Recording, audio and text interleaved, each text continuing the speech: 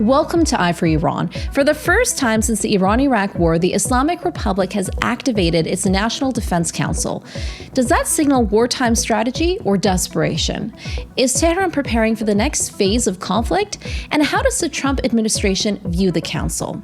Meantime, U.S. Vice President J.D. Vance insists America is not at war with Iran, only with its nuclear facilities. So what does that mean? And Israel is warning of new threats as its international standing is weakened just as tensions with Iran reach a new high.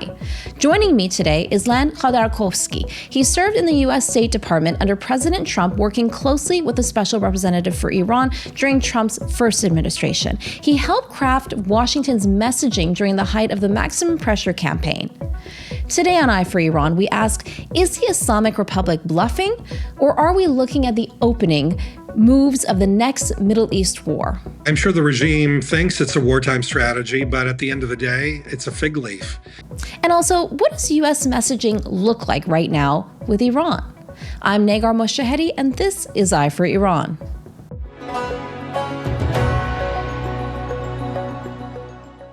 Len Khodorkovsky joins us now. Thank you so much for being here on Eye for Iran. Thanks for having me. Absolutely. So you played a pivotal role during the first Trump administration in terms of the messaging and direct communication with the people of Iran during your time at the State Department. Walk us through your role. I think it's important for people to know that whenever you set a policy, whether it comes to Iran or any other country, that it has multiple components, multiple prongs. There's obviously the diplomatic prong, the military prong, but there's also a communications prong. Because it's not enough to have a policy, you need to be able to communicate it to both its intended audience and the rest of the world. So that was my job. My job was to communicate the maximum pressure campaign strategy of the first Trump administration, not just to our friends and allies around the world, but directly to the people in Iran, so that they would understand that the strategy wasn't aimed at them, it was aimed at the regime oppressing them. And it was very important to President Trump and the whole administration that was not forgotten, that all the disinformation and propaganda by the regime and its allies, that the maximum pressure campaign is somehow, intended to hurt the Iranian people, needed to be at the very least neutralized. And, if we were successful, and hopefully we were to some extent, to explain exactly what we were doing, why we were doing it, and why it was not meant, it was not targeted at the Iranian population. And what was the feedback like? Like, what were your interactions like? Did they feel that, or did they feel like sanctions were making their lives worse? What was the experience like for you? Well, because I felt very confident that we were successfully reaching the people on the ground, both based on all of the platforms that the U.S. government has to reach inside any country, but also anecdotally and through traditional media sources. While you cannot reach every possible person in anywhere, I felt comfortable that the messaging did reach a substantial portion of the population, that their actions inside of Iran demonstrated that they understood our strategy.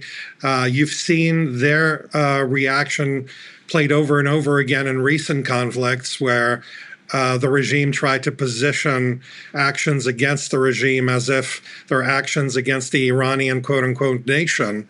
And the people on the ground clearly differentiated and disagreed through their actions by not only not rallying around the flag, but also making life more difficult for the regime. So I feel There is a way to do that, and communication strategy plays a large role in it, not just when it comes to Iran, but my personal background is I came from the Soviet Union to the United States during the Cold War. And during that time, the United States had a very robust communication strategy aimed at the people inside the Soviet bloc. I remember my parents struggling to hear the voice of America or Radio Free Europe, to hear the truth during that conflict, and it made a big difference in terms of explaining to them why the United States was doing what it was doing, and that it was on their side. So I took the lessons from my youth, and I tried to build them into our strategy, put myself, so to speak, in the shoes of people being oppressed. What would they want to know? What would they want to learn? And what information could be helpful to them as they're undergoing a hardship? So that inspired you then, and could possibly give you a connection, I guess, to the people of Iran living both under authoritarian, oppressive governments? Yeah, I believe so. I think my own personal experience, growing up under an oppressive tyranny of the Soviet communism, has certainly left an impression on me, and created solidarity with all people yearning for freedom. And of course, that includes the people in Iran. So what was it for you as a child that kind of did it for you that you're trying then to employ to the people of Iran? Well, I think the most important ingredient that any oppressed people need to have is hope, that they're not alone, that somebody hears them, that their struggle is not in vain.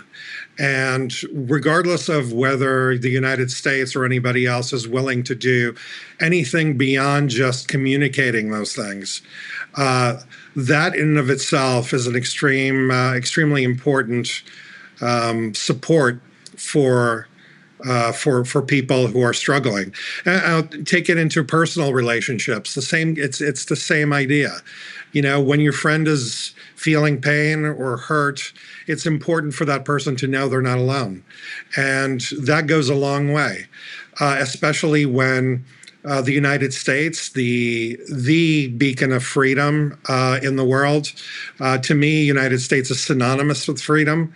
And when a powerful, free nation like that empathizes and communicates with you and tells you that you're not alone, that goes a long way. Now, put on top of that policy measures like economic pressure on your oppressors, or diplomatic pressure on your oppressors, or even military action against your oppressors. Those things, of course, build on top of that security blanket. But the most important thing is hope and knowing you're not alone. And that's really the most important lesson that I took away and wanted to inject into our strategy. So what do you think? I mean, you're not at the State Department right now, and you're not working for the Trump administration at the moment. So what do you think of Trump's messaging during this administration? I mean, you've got, for example, I heard Vice President J.D. Vance just a few weeks ago say, we're not at war with the Islamic Republic. We're at war with their nuclear facilities. I mean, what does that even really mean? And then there are certain policies, for example, speaking obviously anonymously to some university students in Iran who got accepted to Ivy League schools, and they've just been on hold for some of them almost more than a year in background searches, et cetera, because there's effectively been a freeze on admitting Iranian students to American universities. And then, of course, you've got a U.S. senator who's trying to put forward a bill to effectively ban all students coming from Iran. So how do you see the messaging coming from the Trump administration right now to the people of Iran?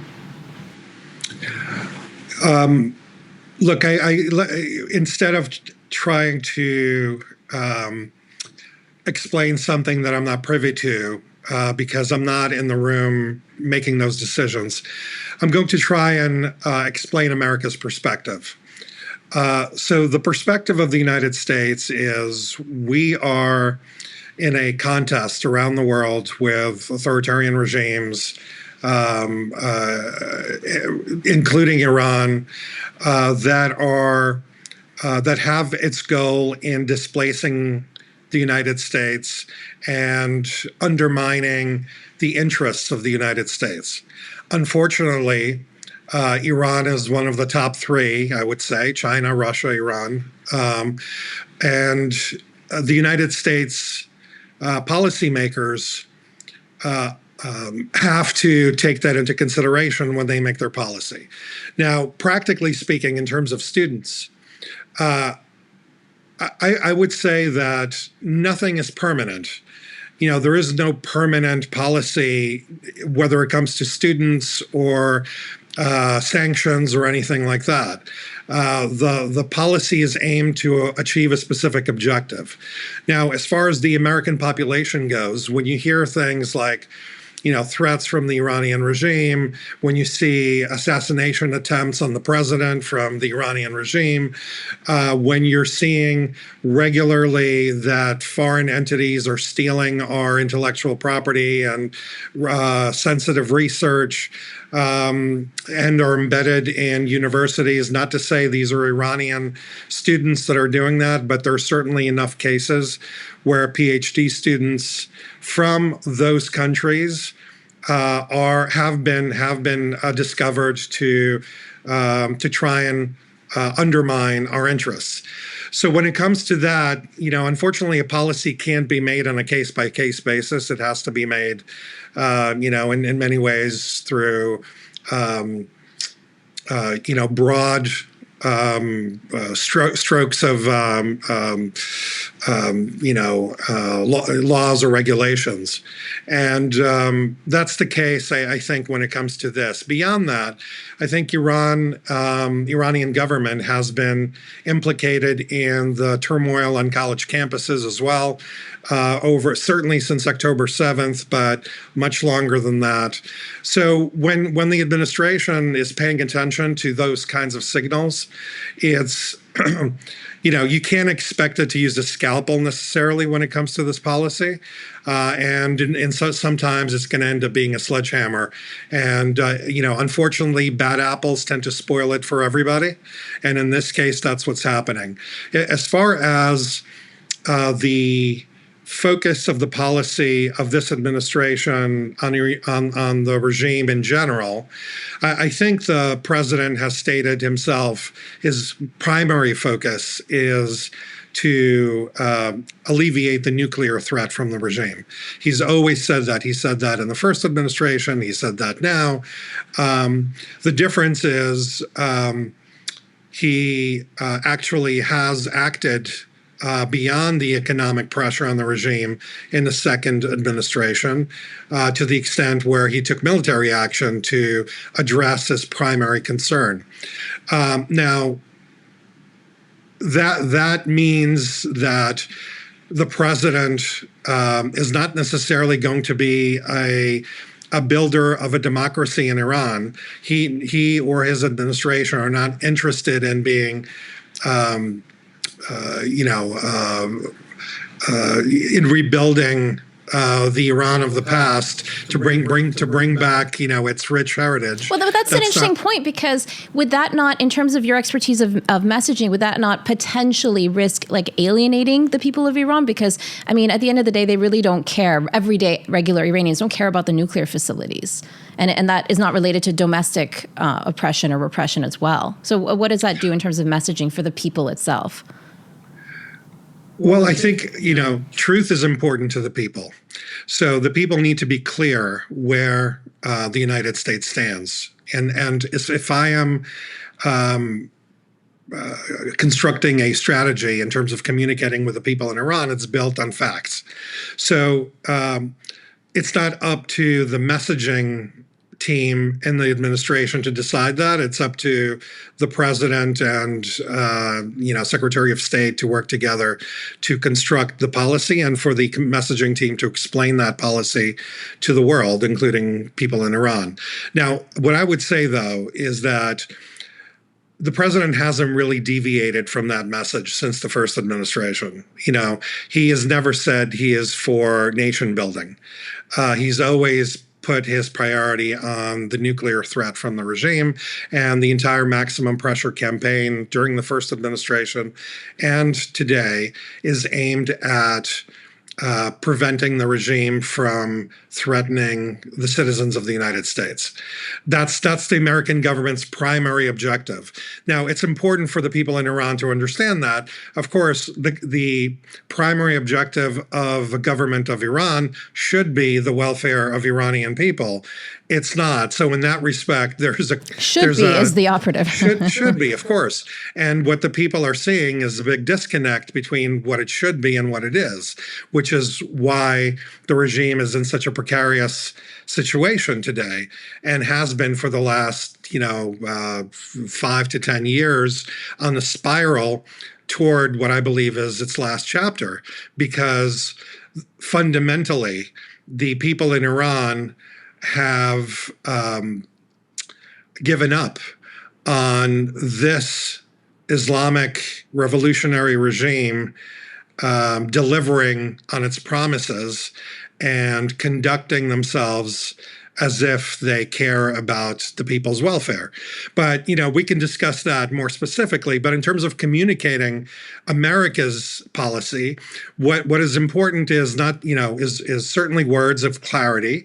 The president has said that, his job is to protect the American people and to prevent the regime from attaining a nuclear weapon. He's acted on that in all of those aspects, both, diplomatically, economically, militarily, and continues to put pressure on the regime. He's also, let's be honest, he broke the taboo by floating the idea of regime change in Iran just in the last few weeks. Now, when I served in the first Trump administration, no one uttered those words, regime change, even though, people wanted to hear that and people couldn't understand why the Trump administration wouldn't go so far as to say those things. Wasn't it like the most obvious way to alleviate the big problem facing the United States? Well, that taboo has been broken. Actually, a couple of taboos have been broken. First, the military action that the president took against the nuclear facilities in Iran. That is not something to be taken lightly. That's very significant. Extremely significant. And second is just saying the words regime change. Now, that is a communication strategy. Now, don't undersell the importance of the president of the United States saying the words regime change, because once you say it, you can't unsay it. So now that is on the table. I'm sure the regime officials have noted those words, and their decision making is taking that into consideration, or it should be. Let's just say the communication strategy from Trump 2.0 is different than Trump 1.0, but in some ways it's become much more powerful and direct, as demonstrated by those two things. So let's talk about that. Let's talk about how the regime is reacting. This week, the big news was that Iran set up a National Defense Council. What does that signal to you? Not much, because... Tell me more. At the end of the day, we know that the final say on all policy rests with Ali Khamenei. Now, on paper, that's always it might be diffused among various bodies under Khamenei, but in reality, he is the regime's defense minister. He is the regime's foreign minister. He is the regime's economic minister. He is the last word on all policy related to the regime. These days, I think things are a little bit more interesting, because I think the 12-day war between Iran and Israel have taken a large toll on Khamenei and the regime, not just by decimating a lot of the leadership literally taking them off the battlefield, not just by decimating a lot of the proxies that the regime built its empire on, but I think it's taken a heavy toll on the supreme leader. And, there's reporting of him being ill. And there's reporting of him not being as engaged as he's been. So it's a little bit unclear where the final word is, or whether there is more chaos and more infighting these days, because the regime is not as sturdy as it used to be, at least in its decision-making capacity. I am sure the IRGC is still at the forefront of decision-making when it comes to the projection of regime's power, both inside and outside, but it's less clear to what extent Khamenei is awake or involved in the day-to-day decision-making. I think there are other signs that point to the regime being at the weakest point since the revolution. Certainly, the decimation of its air defenses has proven that, the emperor has no clothes. Certainly, the decimation of Hamas, Hezbollah, the fall of Assad have all contributed to the dissolution of the regime's 46-year plan to project its power in the neighborhood. Certainly, its economy is teetering on breakdown. We're seeing issues with water shortages, electric shortages. There's problem after problem after problem within the country, and altogether, I think this points to the fundamentals,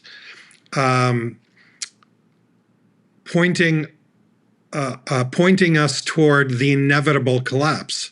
Now, if you were to, let's say Iran were a company and you were an investor, and you were looking at this company where the entire leadership of the company just,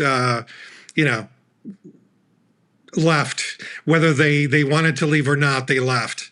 Whether you're seeing the people inside the company lose complete faith and hope and interest in supporting the company. You're seeing its partnerships dissolve. So whatever you do, whether you stand up the Defense Council, whether you change the name of the currency, or anything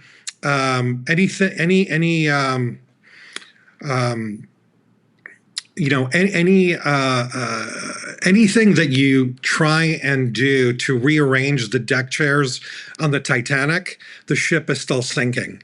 So that's what we're seeing. We're seeing the regime that's desperate and flailing away in various ways to try and preserve its control and its hold on power.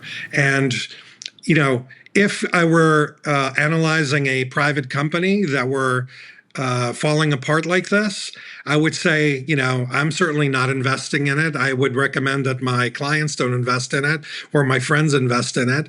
And it's just a matter of time before it falls apart. And I believe that the die has been cast. And it's not a question of if, it's a question of when all of these fundamentals add up to the collapse of the regime. So then you see this National Defense Council as a desperate move, more optics than anything else. You don't see this as a wartime strategy potentially? Well, I'm sure the regime thinks it's a wartime strategy, but at the end of the day, it's a fig leaf.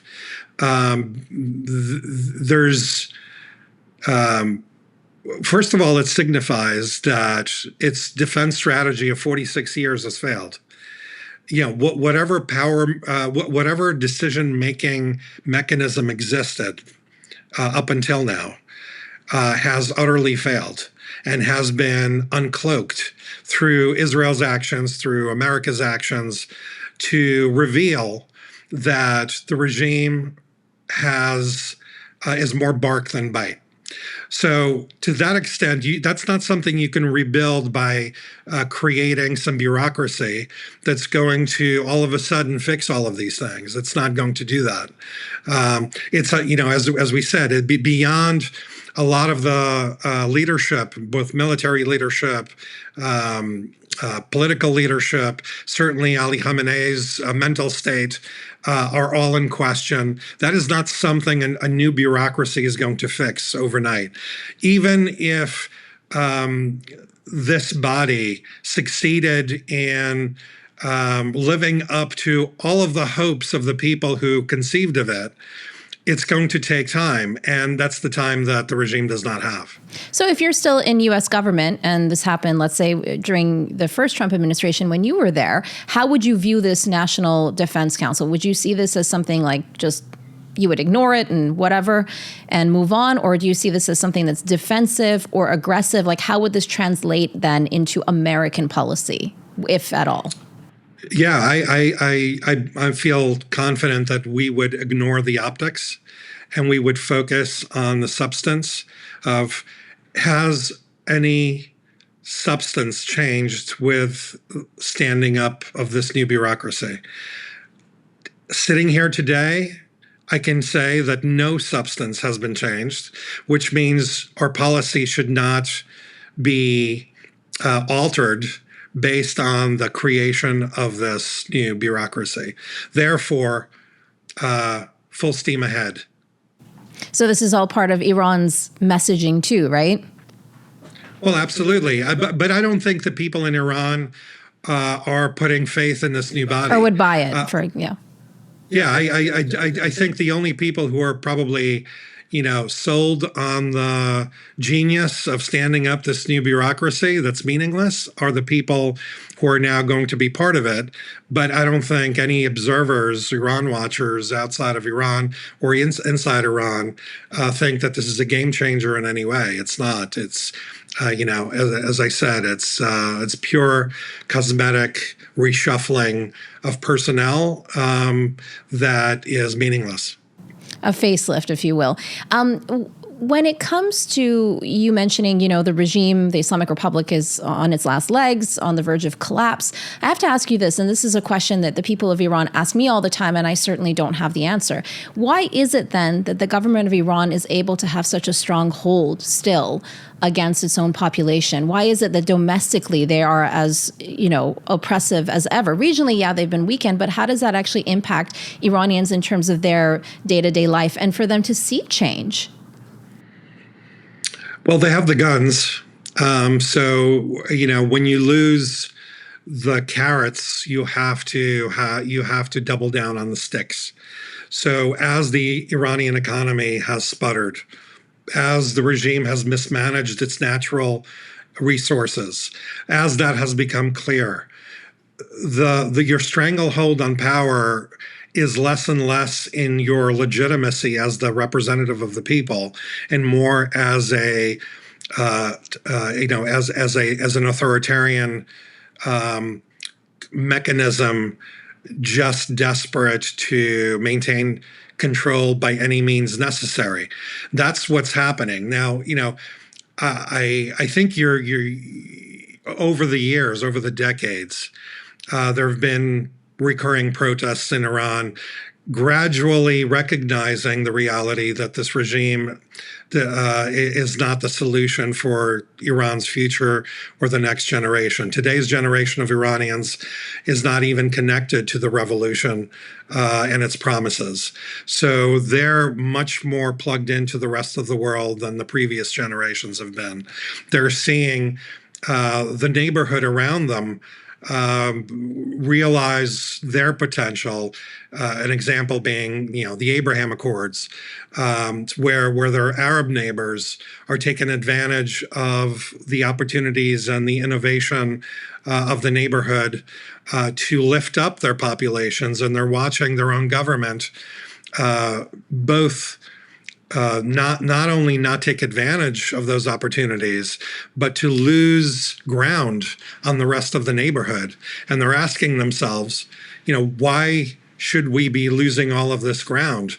Why should we be stuck in this predicament that disregards our natural and human resources in the country and all the promise? The only thing standing between us and the future that we deserve is this regime that hasn't accomplished a thing, that's only stays in power by killing us, by not delivering on the basic role of any government. So I suspect that we haven't seen the last of the protests in Iran. Obviously, the question is, and we don't know when that straw that's going to break the camel's back is going to happen. We don't know that.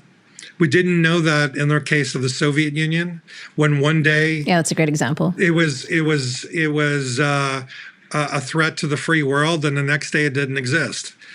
And the same goes to any revolution. One day Assad is in power, the next day he's not in power. That happens all the time, and we haven't successfully predicted a revolution yet.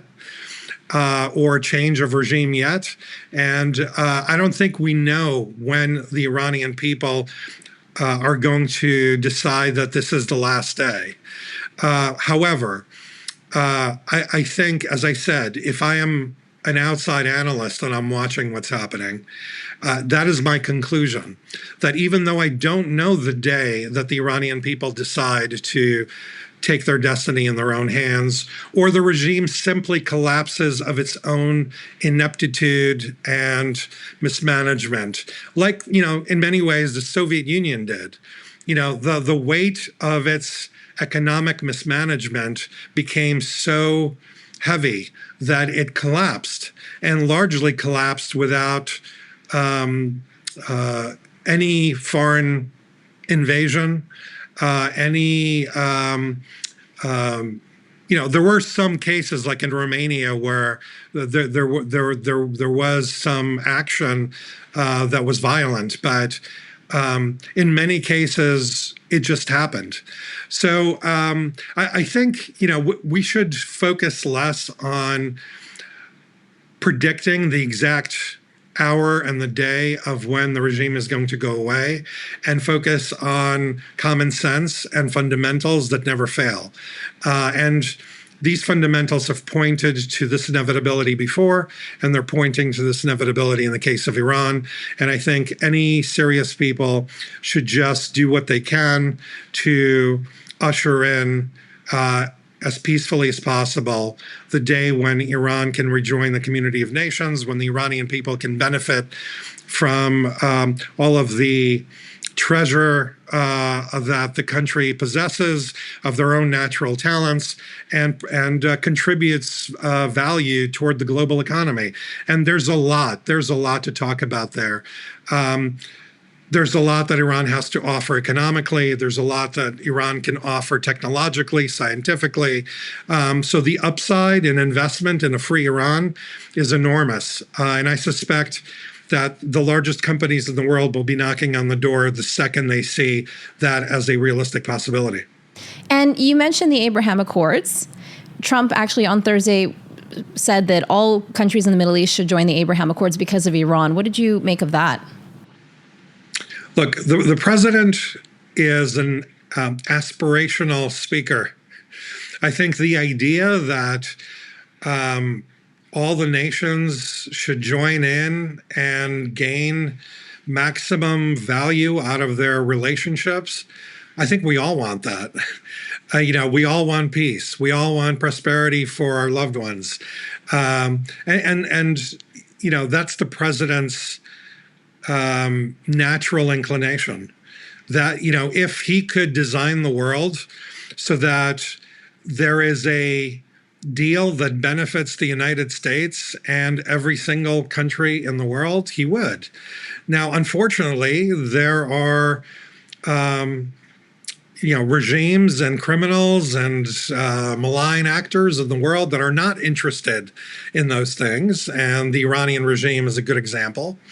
Unfortunately, despite President Trump wanting Iran or any other country to join some sort of a organization or group of countries that cumulatively benefit from economic cooperation, I think naturally that's what we want. That's what everybody wants.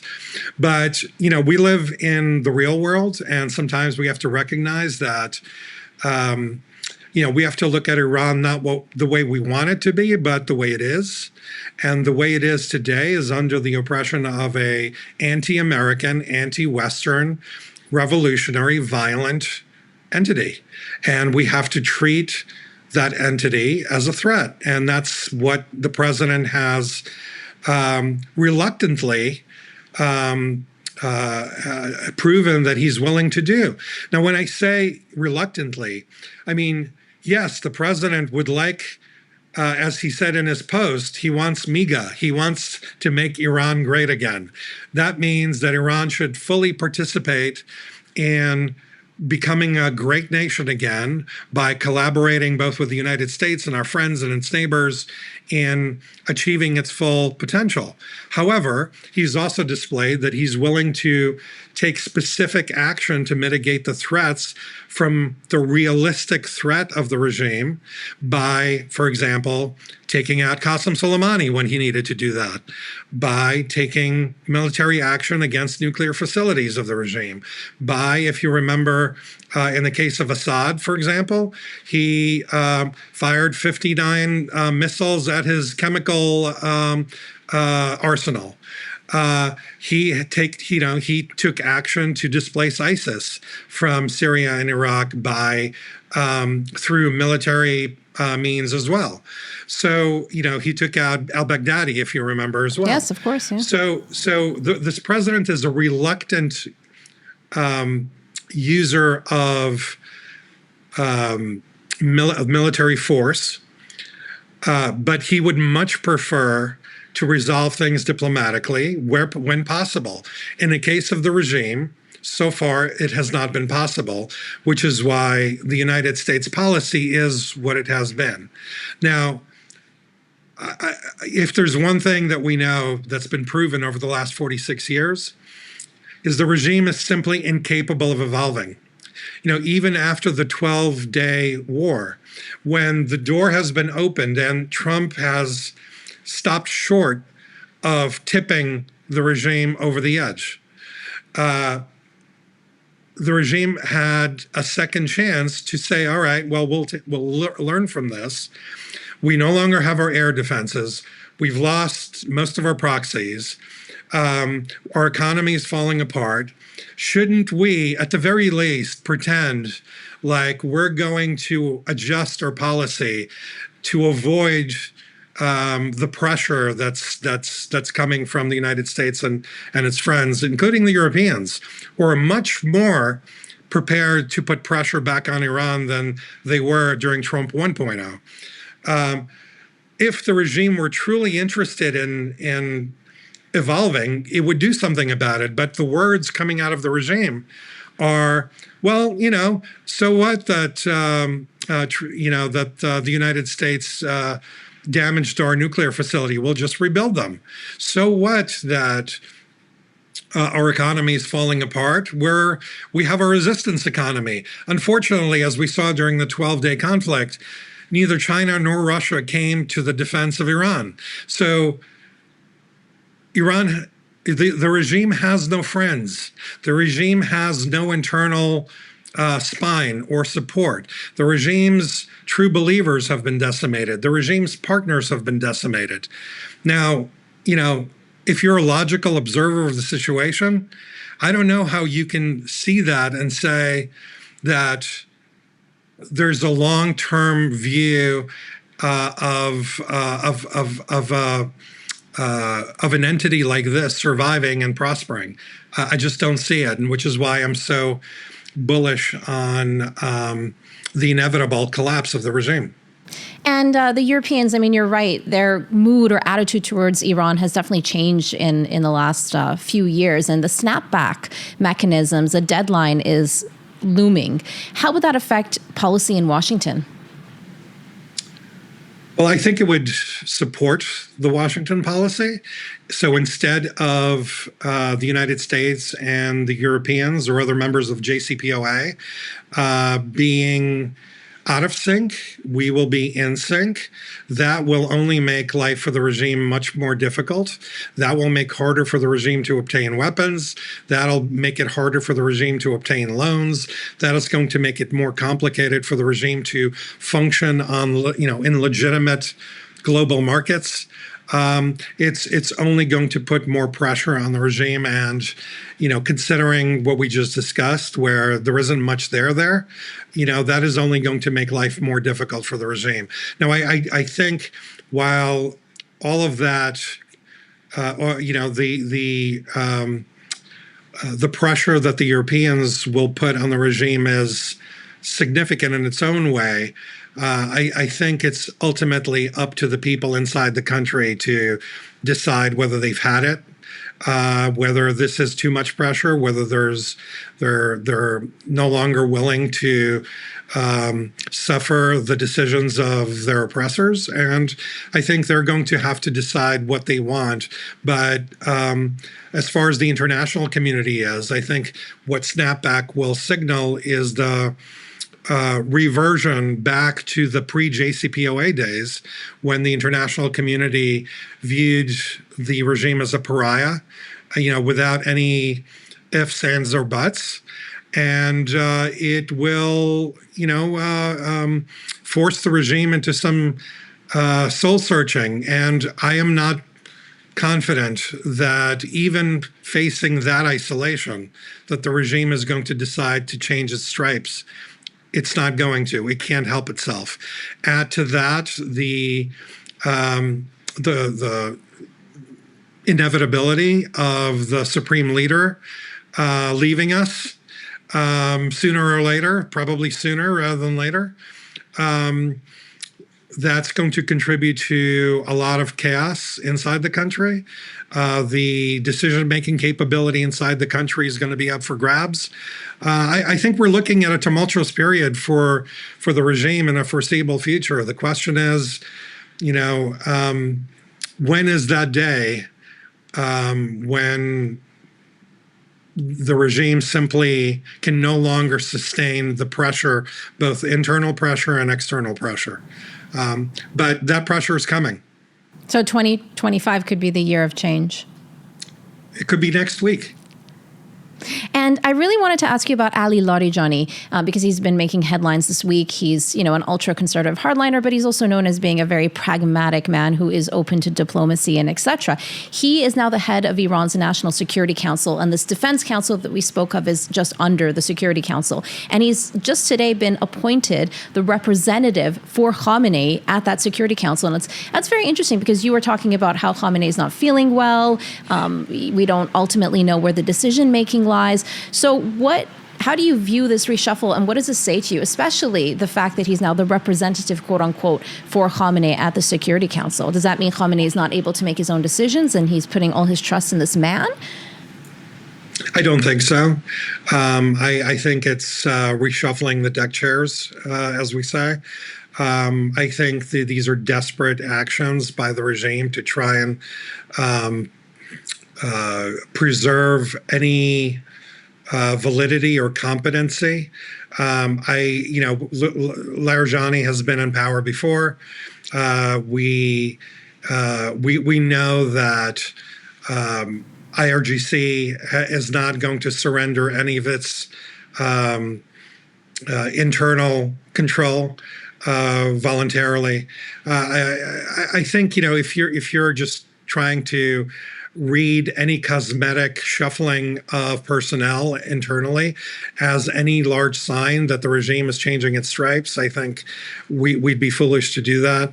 I don't see that as a significant move at all. I don't think all of a sudden the regime is going to change its nature.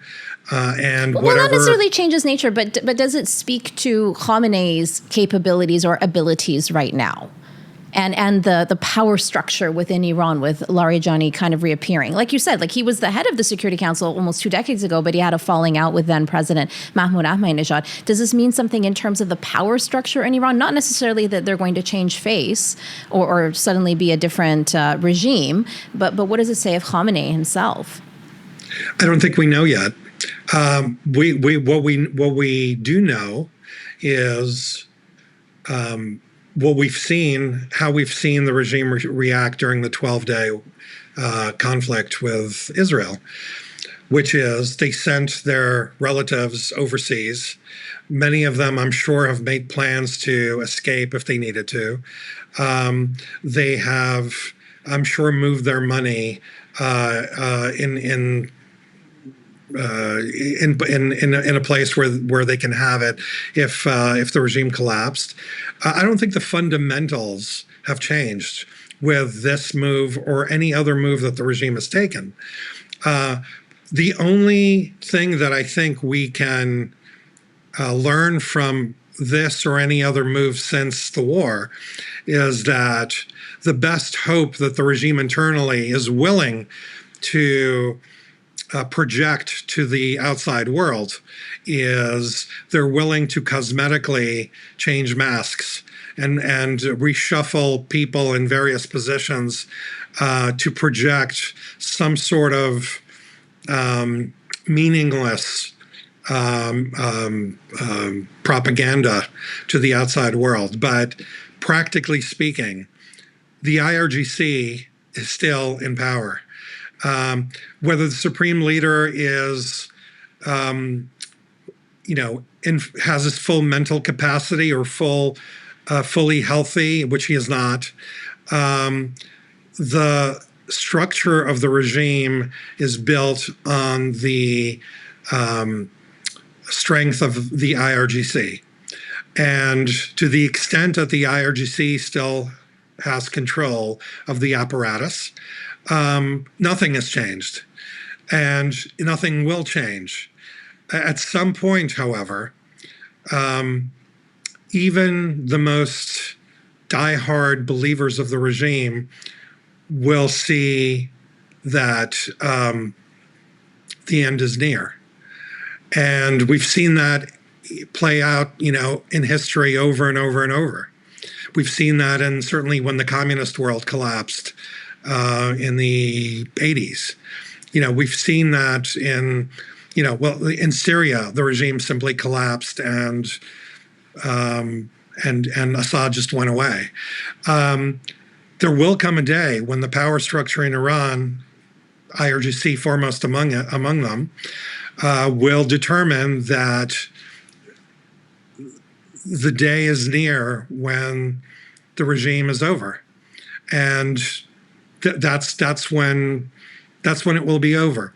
So Larijani in and of himself is a cosmetic fig leaf, but not any sign that structurally that the regime is sturdier than it was before the 12-day conflict with Israel. But even with this, cosmetic fig leaf, as you mentioned, and propaganda, would that help the United States and Iran move towards some sort of negotiated deal? Because Trump is not, hiding the fact that he does want to come to a deal. Like, as you said, he doesn't necessarily want to go to war. Or do you foresee more war, especially with this, set up the National Defense Council may indicate that Iran sees that more war is coming. Like, how do you see this all shaping out in the weeks and the months to come? I don't think the regime can help itself in terms of changing its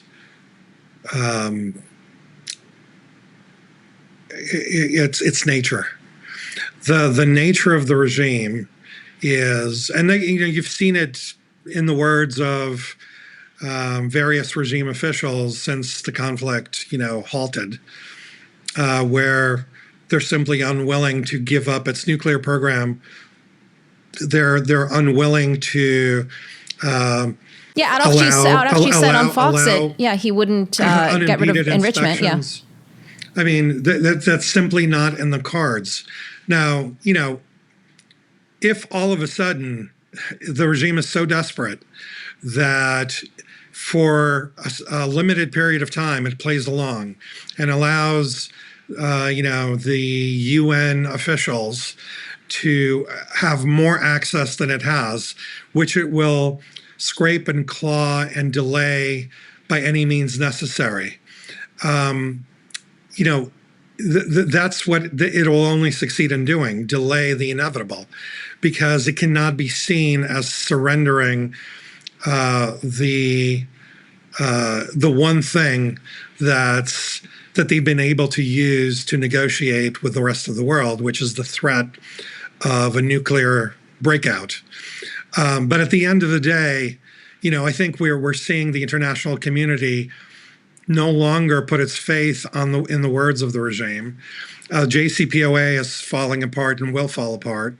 And this is where the Trump deal is the only deal, which is give up your nuclear enrichment capability to save yourself, or you will fall apart, which is just the way it's going to end up happening. Because I don't see how the regime is going to change its nature. Even in these desperate days, the regime has been unable to change its desperate nature and is sending all the wrong signals to the rest of the world. And it has fewer and fewer friends. The friends or the partners of convenience, Russia, China, North Korea, and Cuba and Venezuela, and all of these other players, they have their own problems. And they're less capable in propping up the regime. Now, I think as long as China can buy discounted oil, it will keep the regime hanging on by a thread. But, if China had to make a decision to make a deal with the United States or have a deal with Iran, I think, it will choose the deal with the United States any day. So, certainly President Trump has that as leverage over both countries. And I suspect that if push comes to shove and the regime continues to push its luck, President Trump is going to make good on his regime change post and is going to allow circumstances to fall in place that will no longer allow the regime to maintain power in the country. And what would that look like, Len? Because, obviously, when you have, from a military perspective, each escalation is going to look different. There's going to be an escalation, so to speak. So what would the next round of war look like then with Iran? We saw, obviously, the nuclear facilities. What would the next thing be that would bring about regime change? Like, how would you go about doing that in terms of a military perspective for it to play out? Well, I don't think necessarily that the regime change is going to come from outside. I think it has to come from the inside.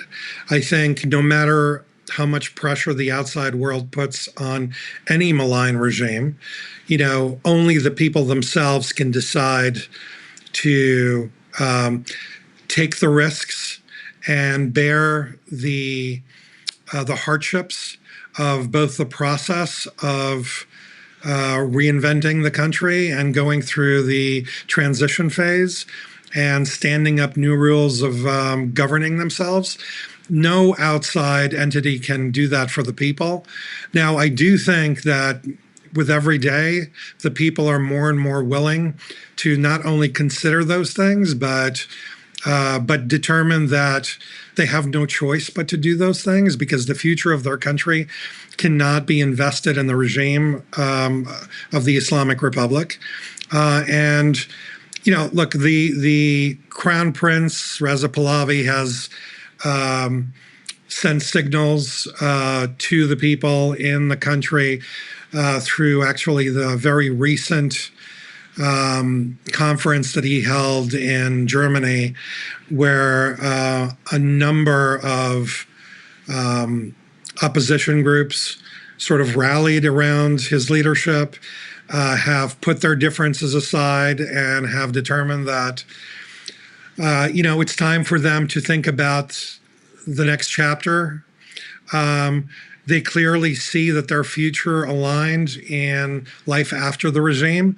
So I think the way this could happen is, the Crown Prince himself has said that he is looking to be a transitional figure that takes the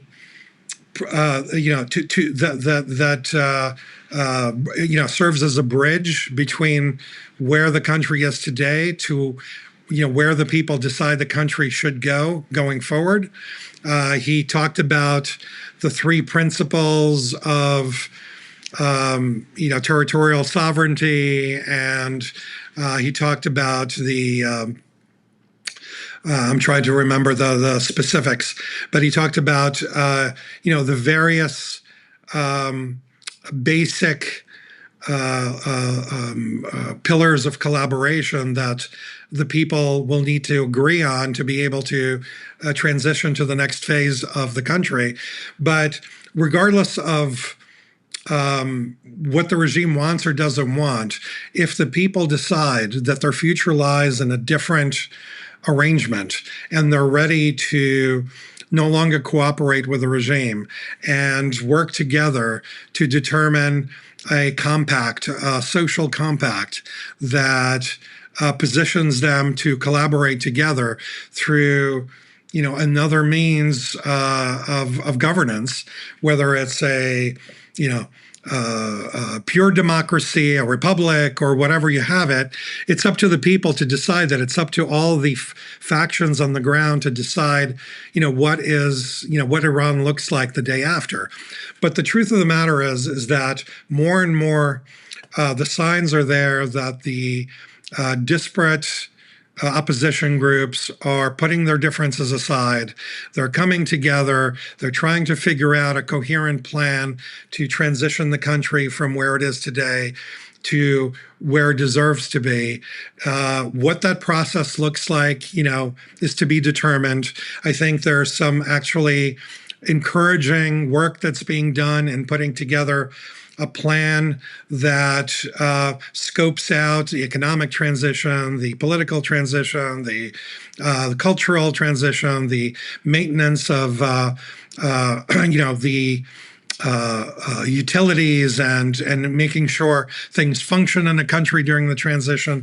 All of those things are important because you don't want to end up in a situation where the country falls apart and chaotic and allows for malign actors to take the opportunity to take advantage of the situation. So I think, the prince and all of those collaborating with him are doing the right thing and the responsible thing by doing a lot of that planning ahead of time. But at the end of the day, as always, the people inside the country have to decide that they've had it and put their faith in themselves primarily and decide that, our future is more like the future promised by Cyrus the Great than by the regime. And I do believe that the 2,500 years of history that's rooted in the Cyrus template for Iran is the one that's going to transition the country toward the rest of its destiny and future. I think that 2,500 years versus the last 46 years of the regime is the blueprint for Iran going forward.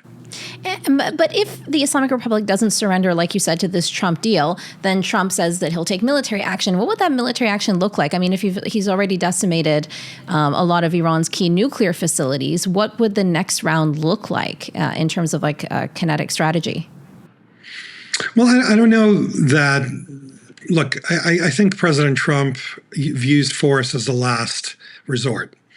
I don't think he's going to use force unless he feels that America's interests are truly threatened.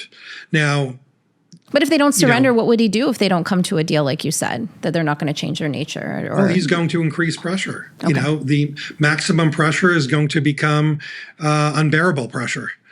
And unbearable pressure, I question whether the regime can survive unbearable pressure. There's always more that could be done. Now, remember, maximum pressure of Trump 1.0 has succeeded in depleting Iranian regime's resources to the point where it was at the weakest point since the 79 revolution.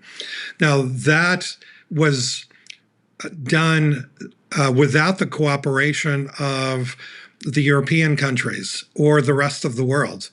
Now, imagine if the United States and the Europeans and our partners in the Middle East will band together to increase that pressure on Iran and make it much more difficult for China and Russia and Venezuela to purchase Iranian oil at a discount.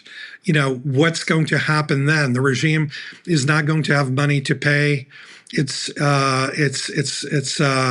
besieged. It's not going to have the means to sustain its grip on power. And when there's no money and people are desperate, they're not going to stay allegiant to the regime that can't buy their allegiance. So and I think the President Trump is perfectly willing to play the long game when it comes to pressure. As long as there's no immediate threat to the American people, he's willing to play the long game. And I don't think the regime can play that long game. The Soviet Union could not play the long game when faced with the pressure from the Reagan administration. And I don't think the regime is going to have the fundamentals to withstand the pressure from the Trump administration, plus our friends and allies around the world. Any concluding or final thoughts, Len?